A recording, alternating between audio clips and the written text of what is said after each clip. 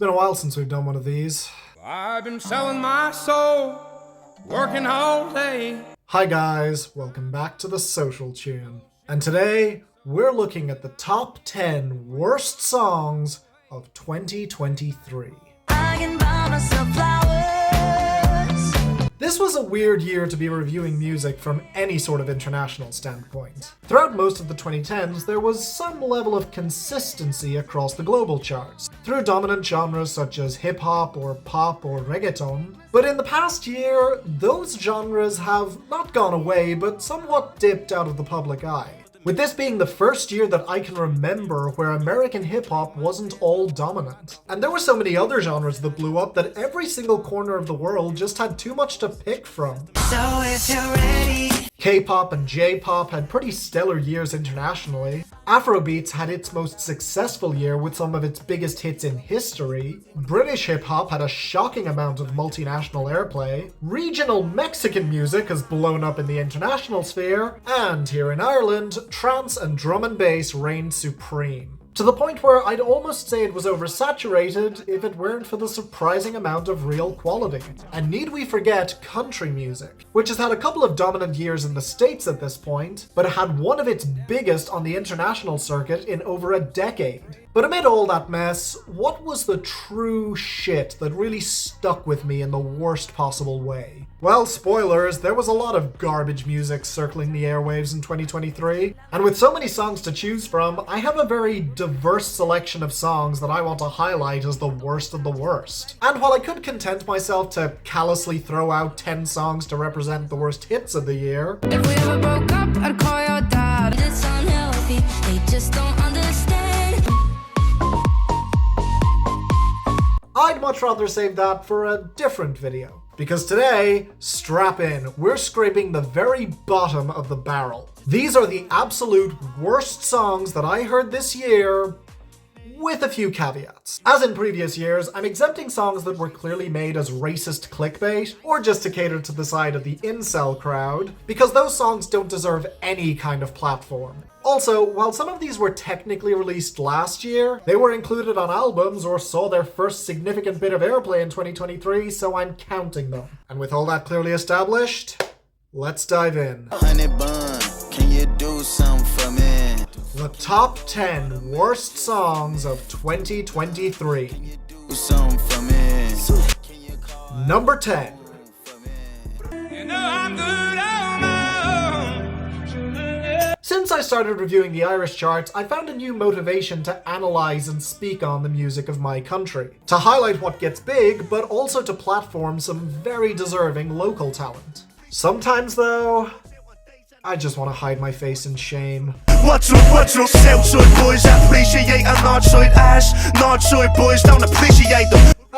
Versatile. Say what you will about these two lads from Ringsend in Dublin City, but they always do get me in the mood to bitch and moan about music. And honestly, I consider them being at number 10 to be a massive improvement. We pull out game a second to none. It couldn't be me who got you pregnant. The vest is bulletproof. A couple of years back, they made my second worst song of the entire year. So I guess objectifying women is a step up from shaming them for getting pregnant. Hell, they had their biggest song yet this year with Blue Raz, a track that genuinely wasn't bad, much as it irks me to even hear their fucking voices. Fear not though, I can assure you that their previous single was still very much terrible, beating out many other awful tracks to make it here.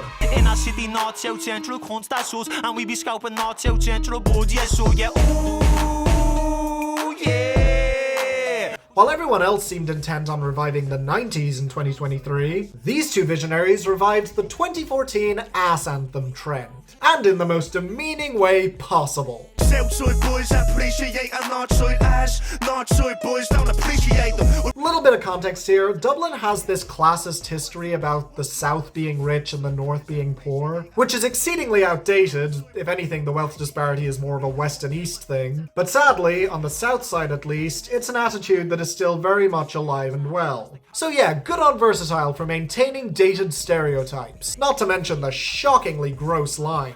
A fat ass is nicer than any big babs, and posh boys can't suck it like that riff-raff. Look, I'm no prude, rap about getting your dick sucked all you want, but don't refer to the woman doing it as riff-raff, you fucking scumbag. Then there's joking about gang warfare in the US, claiming that no girl should ever be late to a date because he's famous, Take her on a date, ate the flake or import man. I know she won't be late, cause I'm famous, leave her stash. and all over that ugly, clunky production with that abortive piano and that meat-headed chanting that should make me want to sing along and instead makes me want to shove them into the nearest body of water. The only nice thing I can say about this is that it does let you know very early on whether or not it's going to be for you. Now let me settle these debates. I'm sick of all that chit chat. I chick 'em loyales, noiser than a Big Mac. A fat ass is noiser than any big babs. And posh bulls can't suck and look that riff-raff. If you could sit through that first line without immediately pausing the song and invoking a blood curse, congratulations, you're more tolerant of this bullshit than I am. Now kindly sterilize yourself. Honey bun, can you do something for me? Do something. Number 9. Automatic just for me. Fuck rap, bustin' like an addict with a semi-automatic. Who done had it and he ready for anybody to buck back. I think the world collectively decided that we no longer need Logic to contribute to hip-hop. Kind of a shame, to be honest. Village Slum was an excellent track from this past year. But listening back to his fast rap, no content phase, yeah, it's pretty embarrassing in retrospect. Especially the ending to this song. Well, you don't got the stamina, you're lacking the stamina. You're lacking the stamina while you're divorcing Harrison Ford and I'm in a Porsche and I'm flowing ports. God, imagine if somebody actually rapped like this. Teach all you motherfuckers a lesson, yeah. I actually battle my demons and shadows and women the deep and the creep in the shadows and lost. I've said this before, but for a song to be considered one of the worst, that doesn't mean I necessarily have to hate it. Sometimes a song is just atrocious on every level, but that doesn't mean it can't make me smile. Especially when I'm pretty sure the artist has no idea how pathetic they're coming across. I got voices in my head again, tread carefully, and I don't medicate, it helps me temporarily. Ronnie Radke seems angry, and I think it's with me. He spends the entire song yelling about how he's done staying silent and is now gonna burn the world down with me in it. And oh, it's just so cute. Cause I have been to places that you never wanna go, yeah. I got dirt on people, but they act like I don't know, yeah. I know for a fact that there are some people who hear this and think it's epic. And hearing Ronnie emphasize sharks, boars, stars, as if he's doing a bad Alex Jones impression, is badass as fuck, man. He's like one of those villains who thinks the key to being menacing is shouting really loudly. Hell, makes sense he would cosplay as Kylo fucking Ren in this music video. God, what a dork. They think you can stop me, not even a little bit. Nowadays, everybody's so sensitive. I'm sorry, I am kettle, you are pot. What was that? Nowadays, everybody's so sensitive. Okay, he's trolling. He has to be. Either that or he's a brainless idiot who literally dressed up as one of his critics for Halloween this year. And that's all in the first minute of the song. I got dirt on people, but they act like I don't know, yeah. I can do some damage, but I'll never rock the boat. I love how he keeps threatening to burn everything down, but he never actually does it. He keeps claiming that he has dirt on people, or that he's going to take everyone down with him when his life is inevitably ended because of how disruptive he is to the system. But it's a little hard to take seriously when your song keeps getting more fucking dramatic at every turn. I count the syllables of the letter of Philip. I'm a lyrical, typical supervillain. I'm venomous and I'm never gonna stop until they put me on top of the list. I can't control the monster any longer that's inside. The pain and sorrow left us solo. I didn't edit any of that. The song just builds and builds as if it's evoking the very loudest and tantrum heaviest of nu metal, and it's so goddamn awful, yet also so good. One day you're gonna figure out that everything they taught you was a lie. Watch the world burn. It's a level of overcompensation that is shocking to me. A song that almost feels designed to be picked apart by the same critics he's coming after here, and God bless him for that. Ronnie Radke, you seem like a genuine piece of shit, with so many allegations against you that I'm sure some of them are true, and this is one of the most humiliating things I've heard all year. Thank you so much for making such a fucking fool of yourself for our sick enjoyment. Honey bun, can you do something for me? Number 8. Automatic just for me. It was originally supposed to be in the bad tier, but every time I hear it, I just hate it that little bit more. Yeah, it didn't get better. Last night we let the liquor talk. The fact that this is the US's Song of the Year is both disappointing and yet still a little surprising to me. There's an entire narrative surrounding systematic racism in Nashville and how it affects Billboard tracking music. The same inherently faulty system that once allowed Old Town Road to become the biggest song of 2019. Except where that song was genuinely fun and pushed against the system after they tried to silence it, this was an example of what happens when we all get complacent. Because setting aside the slap on the wrist that Morgan Wallen got for his awful behavior a couple of years ago, or even the ridiculous push he received afterwards, which many other country artists were more deserving of, the fact that we allowed a song this turgid to get so big is baffling. I mean, it's not like the song is any fun. Every second of it feels like a chore. Morgan Wallen has had miserable songs that I can find catharsis in. Whiskey Glasses comes to mind. But every second of this song is depressing as fuck. The drunken hookup that was always going to end badly, where the sex was probably terrible, the fighting and broken promises are guaranteed, and yet they're both so dysfunctional and unhappy that he at least is sure that this isn't going to be the last time they do this. Because after all, why would she have any more self-respect than I do?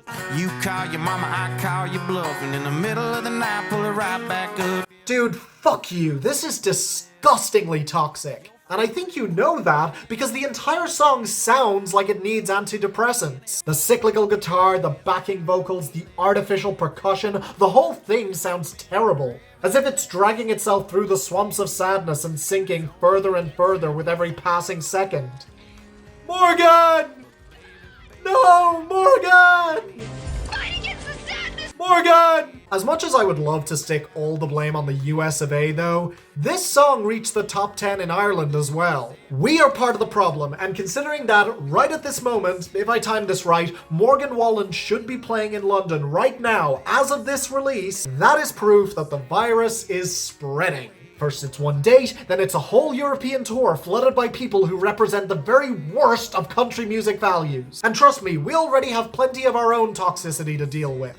Educate yourselves, people. Jason Isbell, Laurie McKenna, Amanda Fields, even Zach Bryan or Chris Stapleton. There's plenty of country that is amazing. So why would you continue backing Morgan fucking Wallen, whose career has honestly lasted far too long at this point? The joke is tired. It's time for him to leave, slam the door behind him on his way out.